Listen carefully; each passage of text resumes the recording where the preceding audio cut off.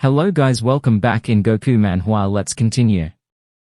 Asu glanced upward as the warmth of the sunlight fell softly but steadily on her shoulder.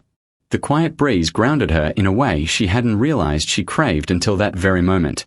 Her hands gripped the edge of the bench tightly, fingers stiff with the tension that had lingered in her all morning. The child across from them, stubborn, wild, and entirely unbothered, was still seated on the swing. But Tiha's focus didn't shift. He offered a glance, just enough to comfort, then redirected his attention to the child. His posture was relaxed, his voice calm and gentle, yet held a tone of finality that left no room for argument. There was no need to scold. Tiha simply stated that the game had gone on long enough, that the child needed to rest, and that rules existed for a reason. He wasn't there to control, but to protect, and that was reason enough for the child to relent. His voice softened further as he leaned toward her, his words brushing the air between them with playful curiosity, wondering aloud if she missed the chaos of her old neighborhood already. The comment threw her off, the shift in subject so abrupt it scattered her thoughts. She turned to him with startled surprise, her breath catching briefly as she tried to gather a reply.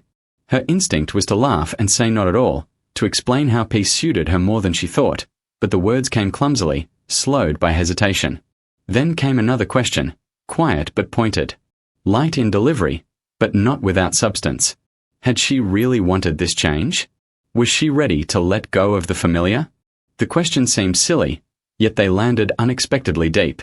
She hurried to respond, shaking her head quickly as she scrambled for certainty. There was no chance she'd go back. None. Without waiting for more discussion, she stood and reached for his hand, threading her fingers through his, and stepping away from the conversation.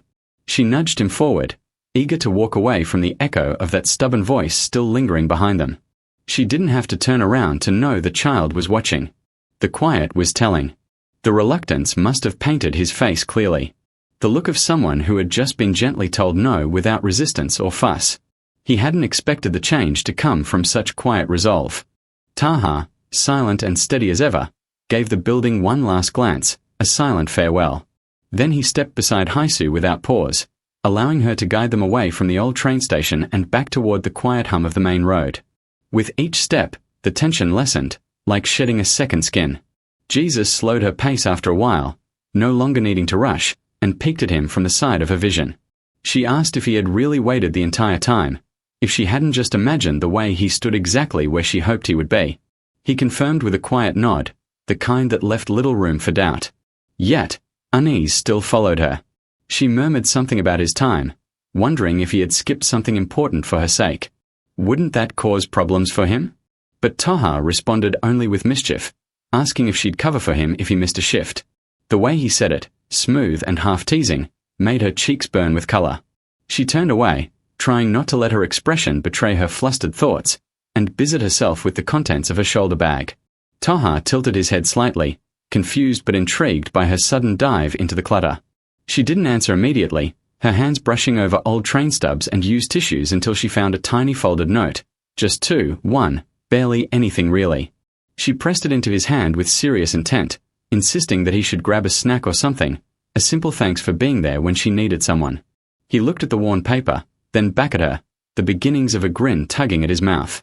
It was a simple thing, even a little odd, but so unmistakably her, genuine, a bit awkward, and impossibly kind. They kept walking, the night stretching around them like a quiet companion. At one point, curiosity pulled at Jesus again, the question escaping her before caution could stop it. She asked about the station he used to work at, about what he did there. It wasn't grand, just a passing remark, but she hoped it might lead somewhere meaningful. Ta's reply, however, came light and distant. He said it was just an old habit, nothing important. She echoed the phrase quietly to herself, as if trying to understand its weight. Just an old habit. That was the extent of his offering. Yet something in his tone didn't sit right, too vague, too polished. The comfort she'd felt just moments ago started to fade, replaced by a subtle emptiness she couldn't quite place. She let the subject drop. Instead, she asked if he truly needed to head out now. He confirmed with a simple nod, and she responded with quiet acceptance. She told him she was all right now, that he could go, and added softly that she was thankful he'd come, even if only for a brief while. Before he turned to leave, she reached into her purse again, slower this time, and pulled out the item she had bought earlier. The package was still neat, its shape carefully preserved. She hoped it would mean something to him. There wasn't anything else that needed to be said. He didn't speak immediately.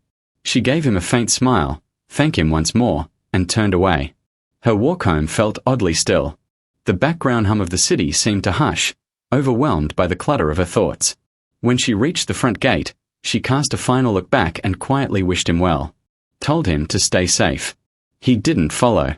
He remained where he stood long after she disappeared from view, the package still untouched in his hand, fingers grazing the paper's edge as if memorizing its shape. He didn't unwrap it. He didn't go. Something unseen seemed to hold him in place, an invisible pull not yet broken. In a secluded part of the office building, murmurs stirred among a few employees, casual in tone but dense with speculation. One of the veterans, a man who had seen the rise and fall of various faces in power, spoke thoughtfully about the contrast between the former and the current leadership. The previous director, he claimed, had always been sharp, efficient, but cold. There was no softness to him, no pause. Everything felt calculated and distant. But the current head, he seemed more grounded, more real, they agreed. He greeted people by name, asked questions, sometimes even laughed. Maybe it was youth. Maybe he hadn't yet carried the full weight of the title long enough to harden. Maybe something within him had not yet been carved away. Secretary Ha, standing not far from the group, stayed silent. Her expression remained still, unreadable, but her thoughts didn't match the easy praise they shared. She had studied him more than most, had learned the subtle cues of his restraint and the hidden meanings behind his composed demeanor. To her, his kindness was never random. It was crafted over time, purposeful in its delivery. Even the way he nodded, the timing of his responses, the soft tone he used, none of it ever seemed spontaneous. There was no faucet in him. And yet, there was never full disclosure either. He wasn't hiding, but he wasn't offering himself completely. So when she noticed the minor change in his behavior the following day, she took note. His demeanor had altered, not overtly, not enough for most to catch. But to her, who had memorized his quiet rhythm, there was something stiff about the way his brows tensed, something not quite present in his gaze. The manner he tapped his pen, scrolled his screen, even adjusted his chair, all suggested a vague unease. He said nothing about it. He didn't need to. It was rare. And when something rare occurred with him, it meant something had shifted beneath the surface. Then came the request, short and unexpected. A reschedule, a break in routine he almost never entertained. That alone would have been noteworthy. But what followed made it more so. The next morning, she received notice that he would be unavailable for 2 days, citing a personal errand. No further information was given. But the explanation felt shallow. She doubted it. In truth, Ta was not tending to errands. He was elsewhere, far from meetings and polite exchanges, settling a matter that had gone too far. The package delivered to the company had contained something disturbing. Photos of someone tailing Haisu, snapped without her knowledge. That alone was enough to snap something in him.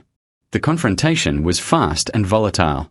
The man responsible, smug and careless, made the mistake of speaking her name with a sneer. Ta didn't hesitate. His fury erupted into violence, fist striking bone as fury spilled unchecked into the shadowed lot. Jay, who stood a few paces away, watched in silence.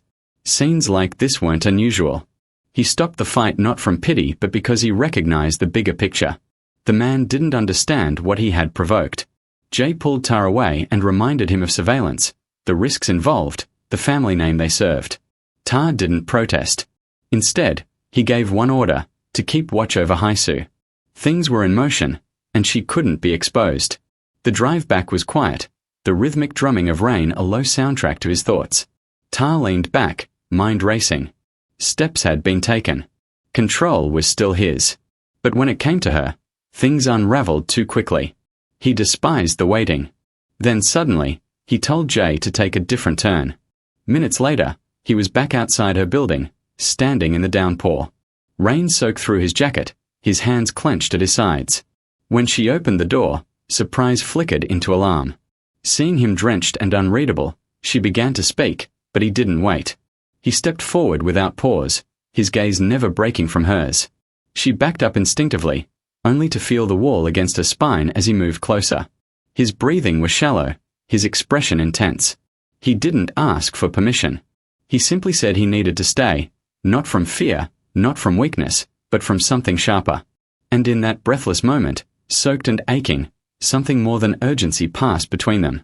It wasn't only longing. It was a deeper pull neither could name.